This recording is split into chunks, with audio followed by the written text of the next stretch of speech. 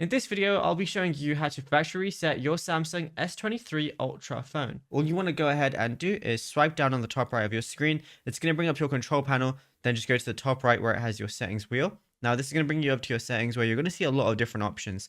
Now, it might be slightly different on your Samsung. Right now, I'm using an S25 Ultra, but normally you just want to go over to General Management, which is right under Apps, and that's where it should be for you as well. Once you're here, scroll down and you're going to see Reset under Mouse and Trackpad. So go ahead and click on that. Now, it's going to say before resetting your phone, back up your data to Samsung Cloud or an external storage device. You can restore your data after resetting. So it's going to ask you to back up your data. You can do a temporary cloud backup, or you can do an external storage backup, for example, if you want to plug it in a USB device or anything like that. So you can do that as well, but you got to do one of those different methods. So if you don't have a USB, just do the temporary cloud backup because it's going to last for 30 days.